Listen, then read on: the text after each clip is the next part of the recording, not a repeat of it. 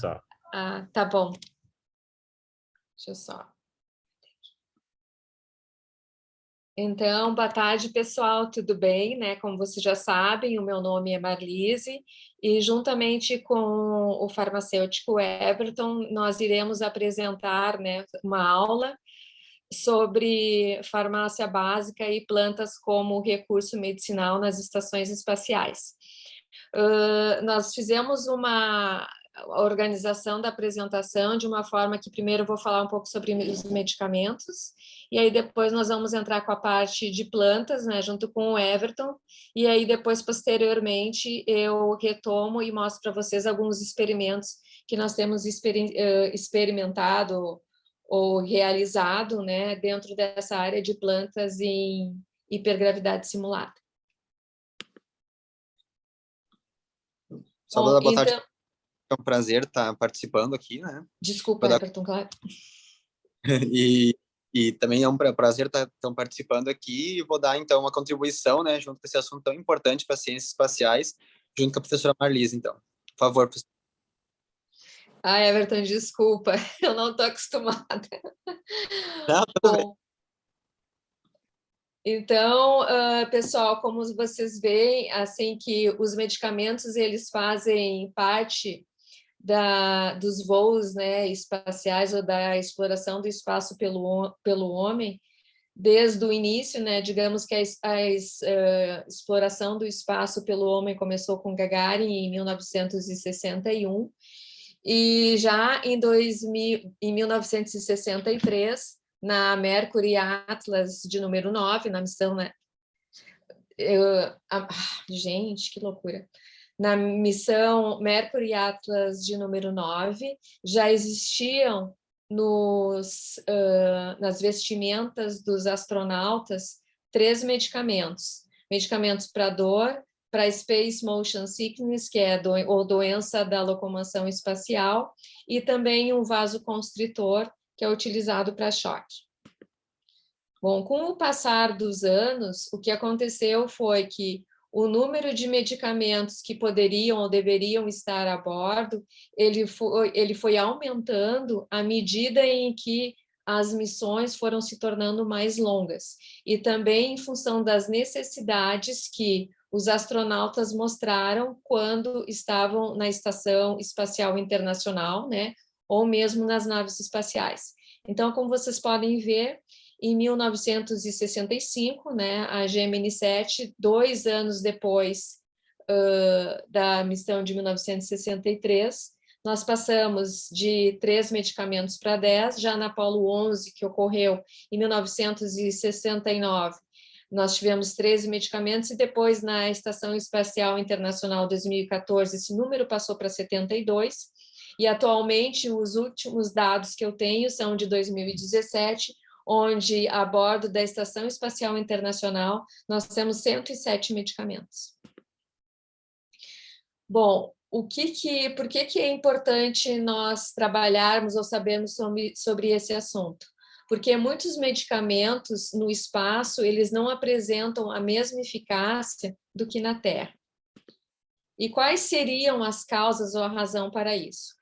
Existem basicamente, nós como farmacêuticos sabemos que existem basicamente 3 fatores que podem influenciar sobre os medicamentos, sobre a ação dos medicamentos ou a sua falta de ação, digamos assim. Um aspecto é o aspecto da fisiologia, os aspectos fisiológicos do corpo humano, as condições ambientais e o medicamento propriamente dito, ou seja, as características físico-químicas do próprio medicamento. Com relação, então, à fisiologia, eu vou mostrar só de uma forma bem resumida para vocês. Vocês vejam nessa figura aqui bem da esquerda, tá? Ela representa o que acontece com os líquidos fisiológicos no corpo humano e, consequentemente, no corpo do astronauta. Então, no número 1, vocês vejam que representa o astronauta ou o homem em terra. Em função da gravidade, o que acontece é que os fluidos fisiológicos, eles acabam se concentrando na parte inferior do corpo. Quando esse astronauta ele atinge o ambiente de microgravidade, ocorre um deslocamento dos fluidos para a parte superior do corpo, certo? Que vocês podem ver essa concentração através dessa coluna vermelha aqui. Com o passar do tempo, o corpo do astronauta ele vai se adaptando a esse novo ambiente. E, posteriormente, aqui, vocês podem ver que, no retorno à Terra, ocorre novamente o deslocamento dos fluidos fisiológicos para a parte inferior, né, por os membros inferiores do corpo. Bom, esse gráfico aqui, ele representa algumas das alterações que ocorrem no sistema fisiológico, no sistema humano. E aí vocês vejam que nós temos alterações no sistema vestibular, nos fluidos e nos eletrólitos, no sistema cardiovascular, nas células, a quantidade de células vermelhas, com relação ao metabolismo e alteração do cálcio, a massa corporal e aqui os efeitos relacionados à radiação. Então, se vocês forem observar esses gráficos, vocês vão verificar que não ocorre um aumento proporcional ao que se refere ao tempo, ele varia.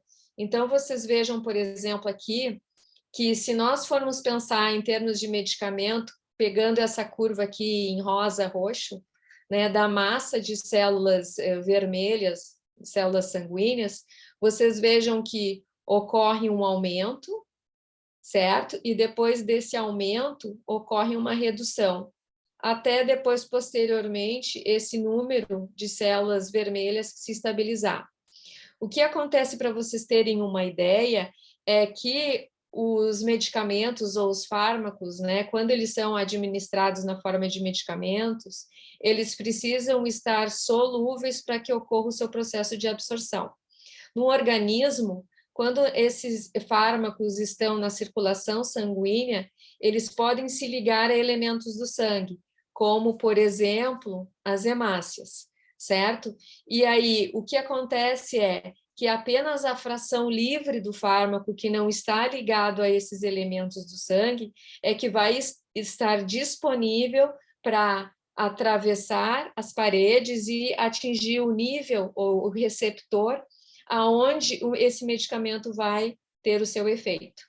Então, vocês vejam o seguinte, se essa curva, especificando para vocês, né, se essa curva ela vai se modificando, a quantidade de hemácias, o que vai acontecer? A quantidade de fármaco que fica ligado a essas hemácias, ela também vai se alterar.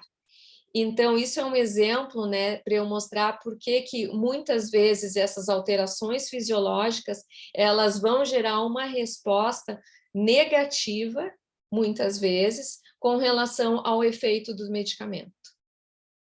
Certo? Além desses aspectos fisiológicos, nós temos que levar em conta os fatores ambientais. Por quê? Porque nós temos no espaço uma condição diferente, e essa condição diferente do espaço, ela pode afetar a estabilidade dos medicamentos e, consequentemente, em função dos fármacos. Então, vocês vejam que nós temos uma umidade em torno de 36%, uma temperatura em torno de 20, 25 graus centígrados, mas esses dois fatores, em terra, eles podem ser monitorados e na Estação Espacial Internacional também não teria problema, certo? Só que na estação espacial, por exemplo, nós temos o fator de vibração, e o fator de vibração, testes que são realizados com medicamento aqui, eles são testes muito restritos, porque eles estão associados teste de vibração relacionado ao processo de transporte desse medicamento. Já no ambiente, por exemplo, da estação espacial, nós temos um ambiente rico em CO2. Então, haveria uma possibilidade de que, dependendo da embalagem que você utiliza para acondicionar esse medicamento, ele pode ser mais ou menos afetado com relação à quantidade de CO2, da mesma forma com relação à umidade. Certo? Bom, o que é importante com relação a isso? Quando nós falamos de embalagem para medicamentos, a indústria farmacêutica ela coloca no mercado aquela embalagem que ela vai proteger ao máximo o medicamento das condições que ele ficará exposto aqui em terra, mas também a de menor custo, certo? Então, essa relação é que determina qual a embalagem que os medicamentos se encontram no mercado, certo? E a mesma coisa acontece no espaço. Bom, mas com relação a essas embalagens, vocês vão ver que existe um outro problema. Qual é que é esse problema?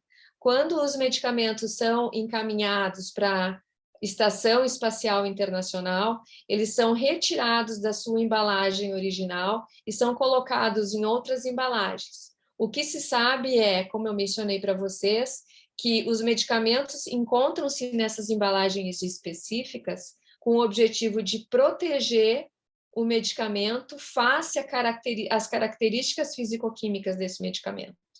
Então, a partir do momento em que nós removemos esse medicamento da sua embalagem original, a probabilidade de que ocorra um processo de degradação, ela aumenta muito. Com relação à gravidade reduzida, o que nós percebemos no espaço? É que, dependendo da formulação que se encontra esse medicamento, nós vamos ter um problema associado à administração desse medicamento. Por exemplo, você sabe que quando nós vamos apresentar, assim, aplicar uma injeção, normalmente essas injeções elas vêm numa ampolinha, se abre a ampola e aí se pega uma seringa, por exemplo, e se retira esse líquido. E aí a gente dá uma batidinha, como se fosse assim, na seringa, para retirar essas bolhas de ar, e aí se empurra o êmbolo da seringa de forma que seja retirada o gás que veio associado junto com esse líquido.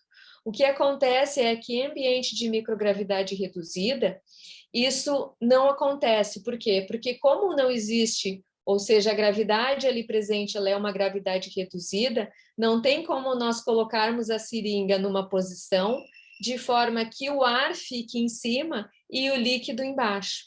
Então, esse seria um problema associado a um dos fatores pelos quais seria muito difícil nós trabalharmos com a injeção, a administração de medicamentos na forma de injeção, a não ser que ele já venha preparado em terra, como existem alguns medicamentos no mercado, com o medicamento já diretamente dentro da seringa. Esse processo de reembalamento foi o que eu mencionei para vocês, e a radiação. Bom, por que esses fatores de reembalamento e irradiação eles são importantes? Porque em terra, o reembalamento eu já comentei com vocês, desculpa, mas em terra, apenas radiação ultravioleta e radiação visível é que são testadas para os medicamentos. E nós sabemos que no espaço existem outros tipos de radiações e o medicamento ele não é testado sobre essas radiações que acontecem no espaço. E se sabe que muitos dos medicamentos, quanto maior o tempo que eles permanecem no espaço, maior é o seu processo de degradação face à presença da radiação. Certo? Então, aqui vocês podem ver as radiações diferentes, né, que acabam entrando em contato com a nave espacial, e vocês vejam que essas radiações, elas também vão estar digamos assim, atingindo a Estação Espacial Internacional. Aqui vocês vejam como esses medicamentos, eles são colocados dentro da Estação Espacial Internacional. Se eles estão expostos, vocês vejam que eles estão todos apresentados em embalagens semelhantes, então eles foram removidos da sua embalagem original, e o objetivo para isso é que o espaço para que esses medicamentos sejam carregados ou estejam na Estação Espacial Internacional seja o mínimo possível. Certo? Bem, um outro aspecto importante é que sabe-se que, em função dessa condição, ou nesse ambiente de micro ou hipogravidade em que os astronautas se encontram, as principais queixas deles com relação a esse ambiente é o Space Motion Sickness, né, que é um enjoo de viagem que pode gerar náuseas e vômitos, e ele acomete em torno de 80% dos astronautas, dores nas costas, dor de cabeça e a congestão nasal, principalmente a congestão nasal, em função do deslocamento dos fluidos fisiológicos para a parte superior do corpo. Bom, o que acontece é que para Space Motion Sickness, ou enjoo da locomoção espacial, os medicamentos mais utilizados são a prometazina e a escopolamina. Qual o problema? O problema é que a prometazina, no espaço, já foram apresentados resultados em que ela sofre um processo de degradação. Então, o seu efeito no espaço, ele acaba ficando minimizado. O que significa isso? Significa que muitas vezes o astronauta, ao invés de utilizar uma dose, ele precisa utilizar o dobro dessa dose para ter o mesmo efeito. Além disso, se o medicamento ele é administrado na forma líquida, ele se encontra no espaço na forma líquida, ele vai ter 200 vezes, né, mais o grau de degradação do que se ele tivesse na forma de comprimidos. A escopolamina, por sua vez, ela já apresentou uma estabilidade maior, mas em terra nós sabemos, por exemplo, que a escopolamina ela tem uma variação muito grande ao que se refere à utilização da forma farmacêutica comprimidos. Com relação às dores nas costas, um dos medicamentos mais utilizados, como também para as dor de cabeça, é o acetaminofeno, também chamado de paracetamol. E a literatura demonstra que o paracetamol ou acetaminofeno, ele não responde no espaço, quando utilizado, quando administrado pelos astronautas, da mesma forma com que em terra. E as razões para isso poderiam ser as razões fisiológicas e mesmo o processo associado à degradação por radiação. Então, vocês vejam o seguinte, aqui eu estou apresentando para vocês alguns dos medicamentos que já foram representados, né, e testados, e os testes, a avaliação quantitativa deles, ou em termos de qualidade, demonstra que são medicamentos que apresentam problema. Da mesma forma, para congestão nasal, essa oximetazolina que é utilizada, ela também, segundo relatos da literatura, apresentou problemas ao que se refere ao seu efeito terapêutico. Bom, o que nós podemos perceber? O professor Júlio comentou conosco alguns medicamentos que eles trabalham, né, os protocolos de medicamentos básicos em farmácia, que eles possuem nas missões espaciais análogas. Então, aqui ele apresentou alguns medicamentos, esses que estão na listagem acima, e aí abaixo eu coloquei alguns problemas que se nós formos pensar em missões análogas, que seriam os mais recorrentes: desidratação e queimaduras, problemas do sistema digestório, dores musculares ou dor de cabeça, problemas no sistema respiratório e também a utilização ou quais seriam os materiais de higiene pessoal e outros materiais que seriam importantes. Bom, então seria interessante que, associado às missões análogas, nós teríamos, né, no nosso kit de primeiros socorros, digamos assim, sais de reposição oral, ou então aqueles tipo o Gatorade ou Pedialyte, que seriam utilizados para reposição hormonal, poderíamos por via oral. Também um outro algo, né, que nós poderíamos utilizar também seria um soro glicosado ou um soro fisiológico, que poderia ser utilizado, né, administrado endovenosamente. O hipoglós, com relação à camomila, com relação às queimaduras, ele poderia ser utilizado, né, em termos de não só para queimadura, como para o processo de assadura, né, em termos de roçar a roupa ou alguma coisa do gênero. Ao que se refere a plantas, nós aqui recomendaríamos duas plantas, né? Seria a camomila ou então a calêndula. Ambas podem ser utilizadas como cicatrizante e também podem ser utilizadas com relação ao alívio da dor, ao que se refere ao processo das queimaduras.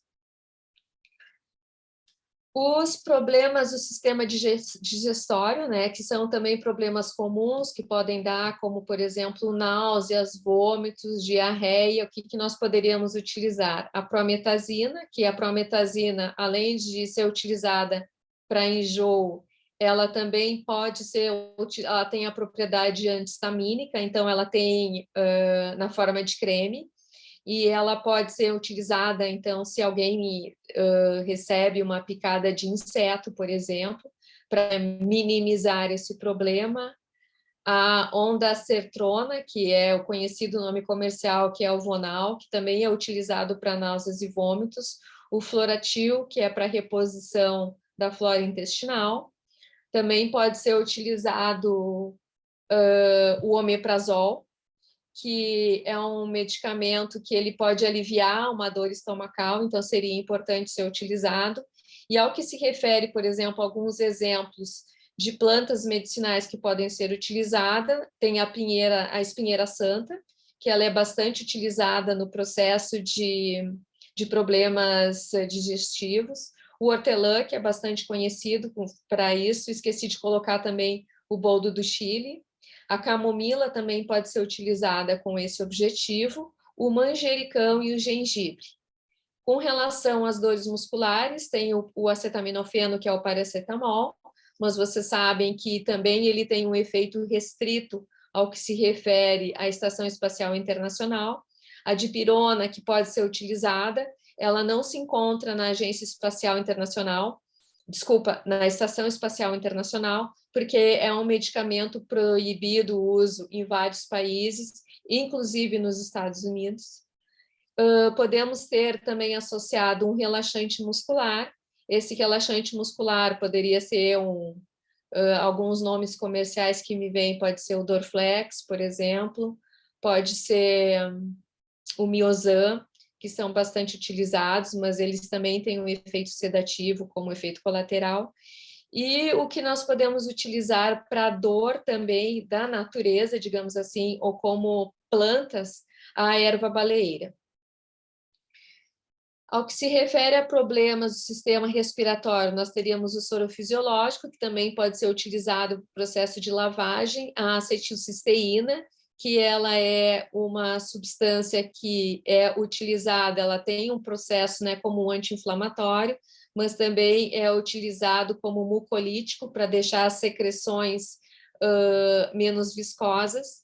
O alecrim e o gengibre também podem ser utilizados, né, em termos de plantas medicinais para esse propósito. E, além disso, seria importante colocar materiais de higiene pessoal, e entre outros, como pasta dental, escova dental, band-aid, sabonete líquido ou em barra. O sabonete líquido ele é mais higiênico, muito mais higiênico do que o sabão em barra. Então, para missões análogas, é interessante que se use o sabonete líquido. Já para o ambiente espacial, pode ser o sabonete líquido, mas também pode ser o sabonete em barra. O shampoo, a mesma coisa, atualmente nós temos o shampoo que ele é em barra, que é considerado o shampoo, nós temos também o shampoo líquido, e o shampoo que é considerado o shampoo a seco. A presença de ataduras ou de gases seria importante, né, caso alguém se machucasse.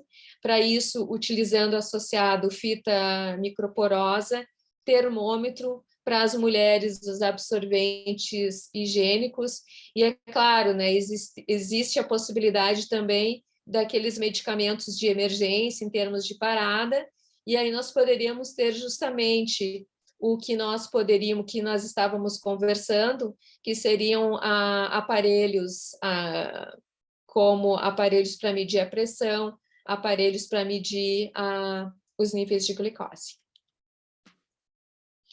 Então, agora eu passo a palavra para o Everton. Pode ser, Everton?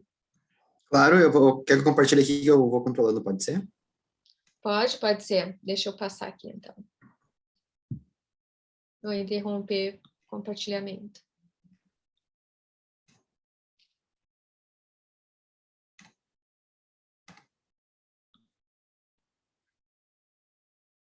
Ficou em tela cheia, certo? Uhum. Tá, então vamos lá. Bom, pessoal, então, boa noite para vocês. É um prazer estar aqui conversando um pouquinho mais com vocês, então, agora sobre plantas, né? Que é um universo fantástico. A gente tem tanta coisa legal para falar sobre plantas. E nessa vez, especificamente, então, com plantas como recurso medicinal para serem utilizadas no espaço, tá? Vou tentar ser breve, que nós estamos ficando sem tempo, mas vamos lá.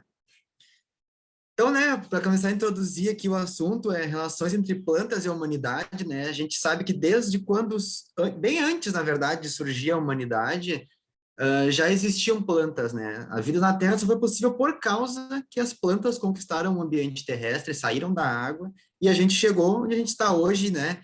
E ainda almejando muito mais, que é a conquista de ambientes novos espaciais e tantas outras coisas que elas podem nos ajudar, né? Então, aqui está esse slide para ilustrar esse processo. Aqui embaixo vocês podem ver também uma coisa bem legal, que é uma VEG Chamber, né?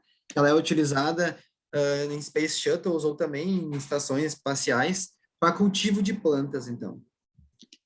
Bom, eu trouxe rapidamente para vocês terem noção aqui do que seriam fatores, né? Princípios, coisas importantes que influenciariam direto o cultivo de uma planta, né? Ah, mas Everton, por que a gente precisa, né, ter esse conhecimento?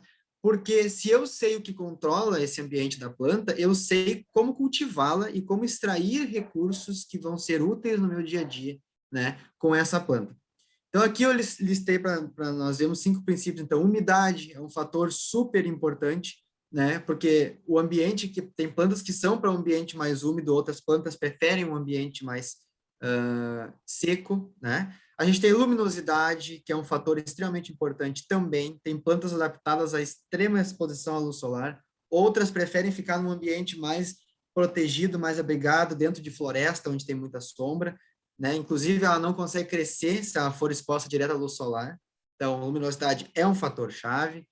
Solo, muito importante, porque é dali que ela tira grande parte, né, dos nutrientes dela. Assim como a gente, as plantas também precisam de minerais, ferro, zinco, várias outras coisas também, e elas tiram essas coisas do solo. A gravidade, né, porque é um fator importante, ela regula o crescimento da planta, que a gente vai ver depois ali. Se a gente mexe na gravidade, a gente mexe com a estrutura morfológica também da planta, o aspecto dela em relação ao meio, né? E a temperatura, também é um fator importante, porque tem plantas que gostam de ambientes muito frios, outras preferem ambientes muito quentes, outras preferem o meio termo. Então, são coisas a se considerar quando a gente está falando de cultivo. Primeira coisa, né? Se a gente está falando de espaço, a gente tem que pensar em radiação. A radiação, aqui eu trago para vocês a radiação ionizante, né? A gente tem trabalhos de Host e do Nagel também, de 97, que eles citam lá no trabalho deles que a radiação ela pode sim gerar efeitos positivos, mas também negativos nessas plantas. Isso depende do quê? Da dose, né? Depende da espécie de planta, depende do estágio da vida dela, se ela é uma plântula, que é uma planta pequena, se ela é uma planta adulta, se é uma planta jovem. Isso tudo são fatores que variam a resposta dela para a radiação, né? A ela estar exposta a essa radiação. A morfologia também, sensitividade dessa planta, a dose de radiação aplicada. Então, isso tudo são coisas que a gente considera. Tá, mas que respostas, né, que essas plantas podem dar, então, a essa exposição à radiação? Elas podem, então, por exemplo, aqui, ó, em doses de 5 Gray a 10 Gray, né, que é uma unidade de medida para radiação, mostram resultados positivos nessas plantas. O que a gente considera positivo? Elas aumentam a taxa de crescimento delas, elas podem florescer mais. Se elas florescem mais, elas dão mais frutos, porque as flores, né, são a primeira versão de um fruto. Depois a gente vai ter o fruto. Então, se ela floresce mais, vai produzir mais fruto, vai produzir mais semente. Então, isso é muito importante. Algumas espécies também mostram que elas conseguem ter, sim, resultados positivos até 100 Gray, que já é uma coisa, para nós humanos, muito alta, né? Prejudicial. Mas em 800 Gray, a parede celular, que é uma estrutura que tem em volta de cada célula vegetal, que compõe uma planta, né? Ela já começa a ser destruída, porque 800 Gray, pense, né, pessoal, uma dose extremamente potente. Então, ali embaixo, essa imagem ilustra bem isso, ó. Da esquerda para a direita, tá? Quanto mais eu aumento essa dose, ela para de ser tão benéfica e começa a ser prejudicial a essa planta, né? Ela vai começar a atingir essas estruturas celulares. E isso é um problema. No lado da direita, aqui nessa outra imagem, vocês podem ver também que a gente tem aqui, ó, isso eu acho muito legal, porque ela mostra exatamente isso, né? Da direita para a esquerda, a quantidade de radiação, se ela for aumentando, o número de plantas que germinaram e conseguiram sobreviver diminui também. Então, isso é um fator a se considerar se eu quero cultivar plantas num ambiente espacial que possui uma, né, uma taxa considerável de radiação.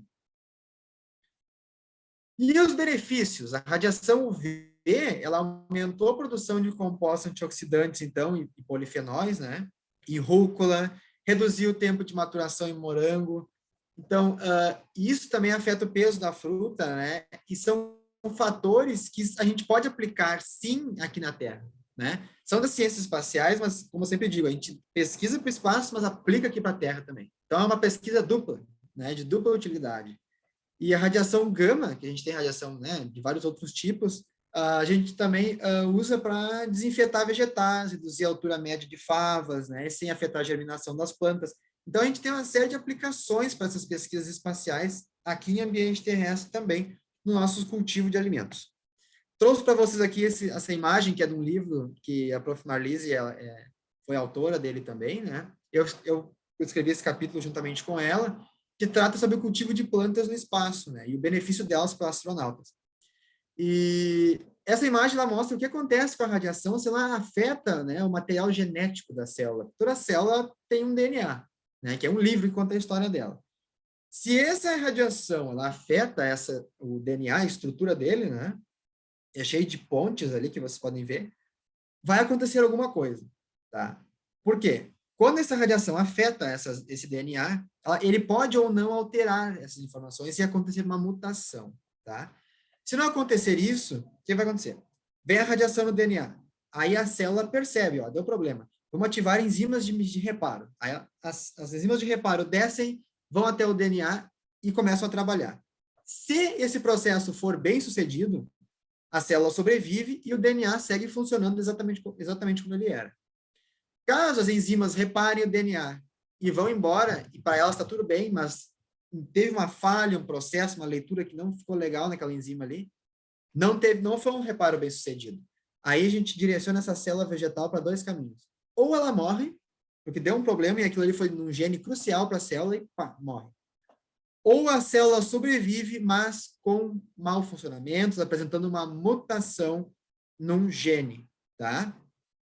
E isso vai, então, acabar nos levando, né, a plantas que apresentam estruturas ou, enfim, comportamentos diferenciados justamente por essas mutações que podem acontecer, tá?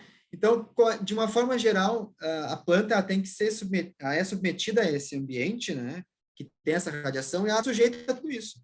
Como é que ela responde a isso? Então, ela tem mecanismos de reparo no DNA dela, ela também tem uma resposta fisiológica contra essa radiação, né, que pode ser positiva ou negativa. Então, ela produz metabólitos, ela faz várias coisas que vão defender ela. E ela também tem, né, a parede celular mais fortificada com compostos fenólicos, como eu estava comentando, que vão conferir radioresistência a essa planta, tá? Ou seja, vai ficar mais resistente à radiação. A hipergravidade e a microgravidade também afetam as plantas de uma maneira, tá? Aqui eu trouxe duas coisas. Essa imagem à esquerda também é desse capítulo que eu comentei para vocês. Essa imagem, ela ilustra a hipótese da pressão hidrostática, tá? Tem duas hipóteses que a gente geralmente comenta nesse meio, né, das ciências vegetais que trabalham, então, de como é que as plantas se orientam quando elas crescem, como é que elas sabem que elas estão na Terra e não estão em Marte, né? É por causa desse mecanismo. Então, a gente tem aqui a hipótese de pressão hidrostática, que ela fala o seguinte: a planta, tá? Ela acaba verificando, por exemplo, se a gravidade ela está alterada, ela consegue perceber por meio de proteínas e microtúbulos, tá?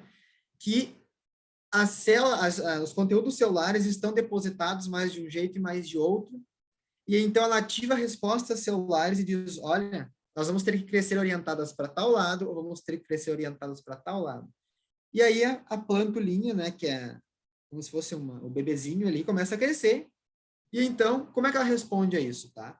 Se esses microtúbulos, que são essas estruturas, se orientam de forma longitudinal, em microgravidade, a planta vai ficar maior e mais alongada, tá? E isso ela mostra depois nos experimentos que o Prof. Marlise vai mostrar, ela cresce muito mais rápido e fica maior, tá? Se for um G, ela vai crescer normal, como a gente está acostumado a ver. Se for em hipergravidade, ela cresce menos, porque os microtúbulos se orientam em posição transversal, que é de lado, né? E ela fica com o caulezinho mais grosso, tá? Então, ela fica mais grossinha e menor. A outra hipótese que a gente tem é a hipótese do estatólito amido, que funciona no seguinte. A planta tem um conteúdo de amido dentro dela, tá? E os estatocistos e os amiloplastos nesse processo são muito importantes. Se a gravidade está alterada, essas estruturas se sedimentam dentro da célula de uma maneira que ela consegue verificar dentro do citoplasma onde é que está depositado esses negócios. Se está muito para um lado ou muito para o outro, as plantas se orientam em relação a essa deposição de amiloplastos, tá? Então, essas estruturas conseguem orientar a planta para ela crescer de um jeito que fique ok com a gravidade. Então, é isso que a gente precisa entender de como essa planta vai crescer. E, inclusive, a gente consegue também estimular que ela cresça mais rápido, tá? Tá, mas aí o que acontece? Ela produz metabólitos. E esses metabólitos, gente, eles são muito importantes para nós. Por quê? Porque a gente consegue, então, cultivar essa planta e extrair dela metabólitos que são muito importantes para a saúde dos astronautas que estão em missão, né? Seja no ambiente Marte, seja no planeta Marte, seja em qualquer tipo de missão, né? No habitat Marte, desculpa. É o mesmo princípio, tá?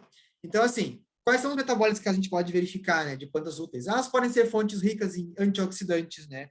Antocianinas, vitamina C, beta-caroteno, né? Então, todos esses compostos, eles são muito importantes para a nossa saúde, porque, inclusive, antocianinas, elas ajudam na regulação, né, na defesa do organismo contra em relação à radioresistência, desculpa. Acaba conferindo mais benefícios ao astronauta para que ele se proteja da radiação. Então, antocianinas são muito boas para isso, elas têm proteção a compostos. A produção de fatores estimulantes de granulócito, né, que a gente pode ver em batatas, nos experimentos que já fizeram, elas foram alteradas com biotecnologia e elas acabaram produzindo esses fatores estimulantes de granulócitos, que são células que a gente tem. E isso reduz a síndrome de radiação, que são efeitos que os astronautas sofrem por exposição à radiação, né? E também a gente pode ver que algumas alfaces alteradas com o processo de biotecnologia, elas também apresentam a produção de paratormônios, que são hormônios que auxiliam a prevenir a osteopenia, né, que são perdas ósseas por parte do astronauta. Aqui embaixo trouxe alguns exemplos, então, para vocês de estruturas químicas, né, de antioxidantes, tá, para vocês visualizarem essas moléculas. E o que acontece? A gente também tem a questão das sementes, né? A gente pode levar essas sementes para outro planeta. Então, o transporte nela nas Space Shuttles é muito importante, que elas, é recomendado, na verdade, que elas consigam ir estocadas de um modo que elas estejam secas. Por quê? Porque se elas estiverem secas, não vai ter água, né? Ou vai ter, na verdade, vai ter água, mas numa quantidade tão ínfima que não vai dar tanto dano na semente. Porque se a radiação interage com a água dentro da semente, ela acaba produzindo uns negócios que a gente chama de radicais livres, né? Espécies reativas. E essas espécies reativas de oxigênio, elas estão muito danosas para as estruturas das células vegetais e para as nossas também. Então, quanto menos água tiver nessa história, melhor para a planta. Então, por isso que é aconselhável levar essas sementes secas para cultivo, tá? Aqui, então, a gente tem algumas espécies vegetais trabalhadas na missão, né, do Habitat Marte. O professor Júlio passou para nós. Eu trouxe aqui para vocês para falar rapidamente, então, para nós não nos atermos muito. Vou dar uma pincelada por cima. Se alguém tiver interesse, depois a gente pode debater mais, sim. O que acontece aqui, tá? A gente tem algumas plantas, aqui eu botei mais ou menos listado como ervas e espécies condimentares que a gente pode utilizar na alimentação também. Então, a gente tem alecrim, cebolinha, camomila, manjericão e pimenta-biquinho, tá? Vocês podem ver que na outra coluna, ela tem o tempo de germinação que essas plantas geralmente levam para germinar, tá? A maioria dessas plantas que estão aqui, elas têm plantio durante todo o ano, o que é um fator muito interessante a se considerar. Se vocês vão para uma missão espacial, talvez levar plantas que têm um plantio durante toda a estação, né, todo o ano também, é muito importante, porque vocês vão conseguir trabalhar com elas ao longo do ano, melhor do que só um período estreito. Vocês só vão ter recurso naquele período, né? Forma de cultivo, algumas são em cova, ou seja, faz um buraquinho e planta ela, né, com a profundidade que pode variar. Algumas são em linha, outras são plantadas em sementeiras. Geralmente, as plantas que vão para a sementeira são plantas que são de maior porte do que ervas, né? Por exemplo, o manjericão, ele dá um pé grande. Então, a gente bota em sementeira para separar as mudinhas e depois levar ela para cultivo em solo. Algumas têm preferência por temperatura, que nem o manjericão. Ah, Everton, mas se eu não tivesse temperatura, o troço vai morrer. Não.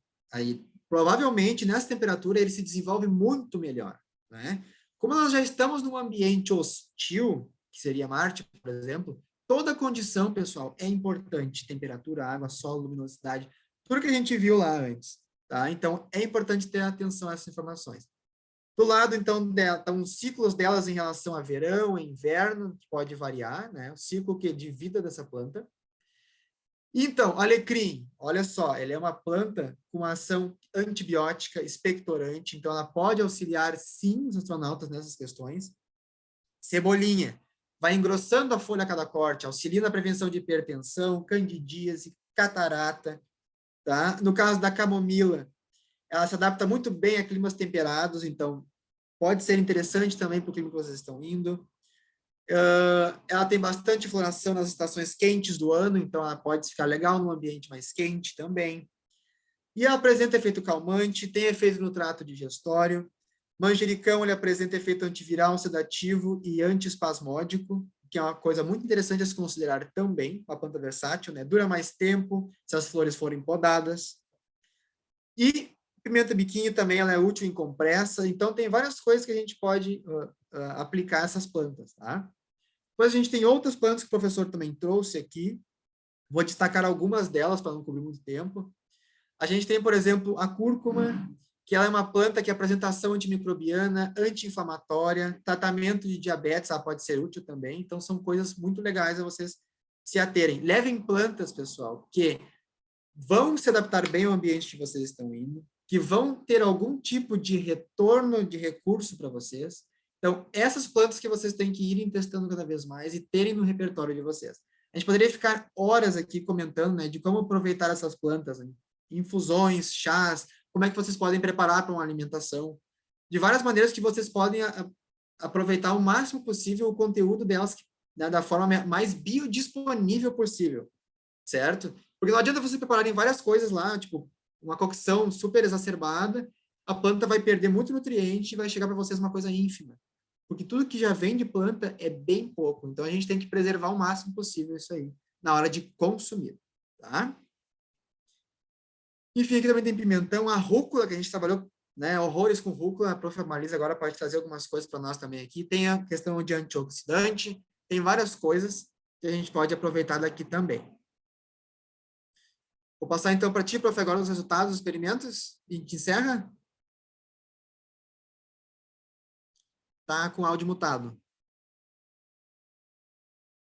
Obrigada. Não, tu passa sim, podes até tu passares, não precisa Tá. eu passar. Tu tens o vídeo aí, tu conseguisse o vídeo? Sim, pode seguir. Tá, então tá. Nós lá no centro de microgravidade onde nós trabalhávamos, nós desenvolvemos diferentes experimentos, né? Agora ainda nós estamos esperando alguns resultados de algumas sementes que nós colocamos para cultivo. Quer dizer, elas foram para cultivo e depois do cultivo houve um problema e as plantas todas se perderam, mas nós temos ainda a semente para fazer o processo de plantio. Bom, ao que nós trabalhando, digamos assim, com a gravidade. Então, nós submetemos plantas a uma exposição de 7G intermitente, e aí nós verificamos, tentamos avaliar qual a resposta que nós tínhamos com relação a essas plantas. E nós submetemos ela por um processo, então, de 7Gs, utilizando uma centrífuga, e essa centrífuga, ela pode ser utilizada com diferentes Gs, nós também trabalhamos com esse processo, mas o que eu vou apresentar aqui, junto com o Everton, é só o protocolo que nós trabalhamos com 7G intermitentes. Pode passar, por favor? Mostra o vídeo por último, quem sabe? Pode ser, pode cortar o teu ser. raciocínio. Então, assim, das plantas que nós trabalhamos ali, que foi a cenoura, a rúcula e o manjericão. Então, com relação à rúcula, se vocês forem perceber é o seguinte, ó, nós temos aqui a germinação, o que aconteceu no controle, o número de sementes germinadas e o que aconteceu na centrífuga, que era a hipergravidade. Então, vocês vejam que enquanto no controle nós tivemos 86,5% de sementes germinadas, na centrífuga ou hipergravidade simulada, nós tivemos um aumento para 93,5%. Se vocês forem perceber aqui, com relação à rúcula, vocês vejam que as plantas, elas estão aqui, num primeiro momento, né? A parte aérea, como o Everton comentou, pode acontecer com relação à planta, uma alteração em função do processo de crescimento, mas aqui vocês vejam que nós não estamos falando na parte aérea. O que mais cresceu com relação à rúcula foram as raízes. Então, vocês vejam que essas 3 plântulas aqui, as raízes que estão presentes na hipergravidade simulada, são muito maiores do que as raízes das plântulas do controle. Aqui alguns resultados ao que se refere ao manjericão. Então, vocês vejam que nós colocamos o mesmo número de sementes, né, como em todos os experimentos, tanto no controle quanto na centrífuga, que é a simulação de hipergravidade. Vocês vejam o seguinte, que com relação ao controle, ao final do ciclo da planta, nós obtivemos a quantidade de 600 gramas da planta. Quando nós vamos verificar a centrífuga, vocês vejam que nas centrífugas nós conseguimos 1 quilo a mais de material com o mesmo número de sementes, certo? Se nós formos verificar ao que se refere à planta, o número de plantas que cresceu no controle, que é esse azulzinho, foi 93. E o número de plantas na hipergravidade simulada, ela praticamente foi um pouco menor, foram só 99 plantas. No entanto, se nós formos observar o número de flores, que é o que depois, como o Everton mencionou, que vai gerar, né, as sementes da onde são retiradas para um novo cultivo, nós tivemos 33 flores no controle e 117 na centrífuga. Aí vocês vejam assim, ó, é uma diferença absurda no número de flores. Além disso, é importante vocês verificarem aqui que, com relação ao manjericão, nós avaliamos a quantidade de óleo essencial produzida. Aqui, em ambos, nós utilizamos 600 gramas, porque era a quantidade máxima do controle. Desses 600 gramas, no controle, nós conseguimos 0,2 mililitros de óleo essencial, enquanto que na centrífuga, utilizando os mesmos 600 gramas, nós conseguimos um pouco mais, que é 0,3 mililitros de óleo essencial. Parece que não é muito, mas quando se trata de óleo essencial, é uma diferença considerada importante. E, além disso, vocês vejam que nós teríamos ainda mais 1 quilo de planta para a produção de óleos essenciais. Então, como vocês podem perceber, se nós brincarmos com a gravidade, utilizando a hipergravidade simulada, por exemplo, nós conseguimos, com o manjericão, da mesma forma como com a rúcula, um número maior de material vegetal e também de óleos essenciais. Próximo, por favor. Com relação à cenoura, nós observamos que a cenoura, o que se utiliza, na realidade, são os rizomas, e não a parte aérea. E o que cresceu mais para nós realmente foi a parte aérea, não foram os rizomas, ao contrário do que aconteceu com a rúcula. Bom, aqui nós avaliamos o que nós chamamos de índice de velocidade de germinação, e aí que é o quanto com o decorrer do tempo, a planta germina, e aí vocês vejam que aqui em azul é a centrífuga e em laranja é o controle. Como esse IVG, esse índice de velocidade de germinação, ele é muito maior na centrífuga e maior de forma significativa do que no controle. Ao que se relaciona ao processo de germinação, nós conseguimos perceber que no dia 4 de germinação, nós tínhamos o controle maior desculpa, a centrífuga maior do que o controle, e esse parâmetro ele se manteve ao que se refere a 11 dias e aumentou um pouco no 18º dia.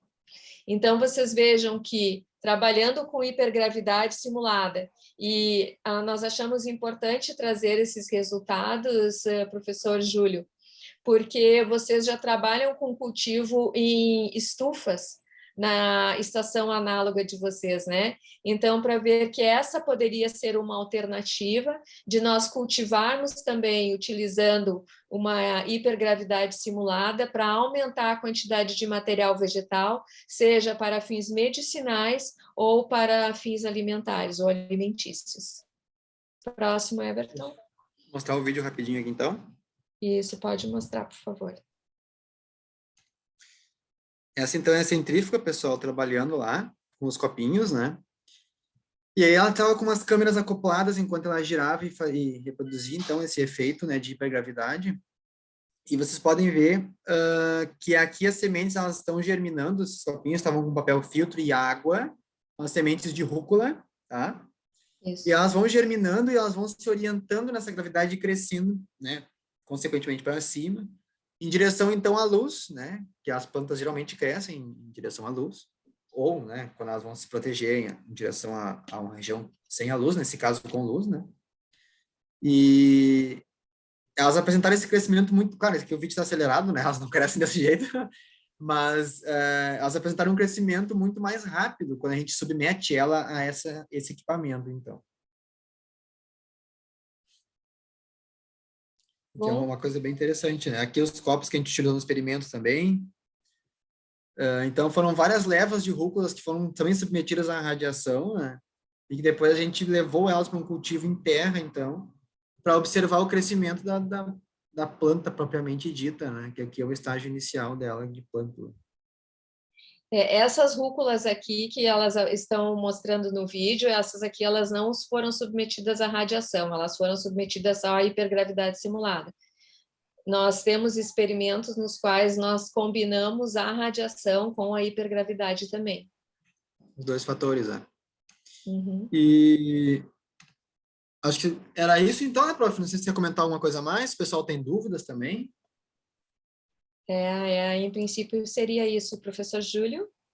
Ok, obrigado aí pela apresentação. O que eu gostaria de perguntar era o seguinte, a centrífuga, ela no caso, ela fica ligada direto, né? Então, assim, ela durante o tempo do experimento, no caso, ela ficou, nesse tempo aí de 14 dias, foi assim, para que eu vi mais ou menos, foi o tempo de germinação, né? Que vocês podiam comentar um pouco, assim, sobre o funcionamento da centrífuga?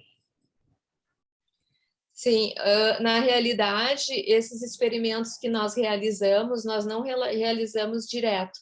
Nós utilizamos os 7Gs de forma intermitente. Então, ela ficava 8 horas na centrífuga e 12 horas em repouso. Por que esse protocolo ele foi desenvolvido dessa forma? Porque quando nós começamos a trabalhar com esse experimento, nós só poderíamos deixar a centrífuga ligada durante o período que nós estávamos no laboratório. Nós não poderíamos deixar, não era autorizado, né, permitido deixar a centrífuga ligada enquanto o laboratório nós não estivéssemos trabalhando ou durante o período que não fosse expediente. Então, por isso que nós desenhamos esse protocolo dessa forma. E os protocolos, eles são desenhados de acordo com o tempo de germinação da planta. Então, eles são utilizados, por exemplo, assim, nós realizamos diferentes protocolos e a partir da resposta desses protocolos é que nós escolhemos qual é o protocolo que será utilizado para aquela planta. Excelente, então. Então, vou encerrar aqui a gravação, só um instante. Parabéns pela exposição.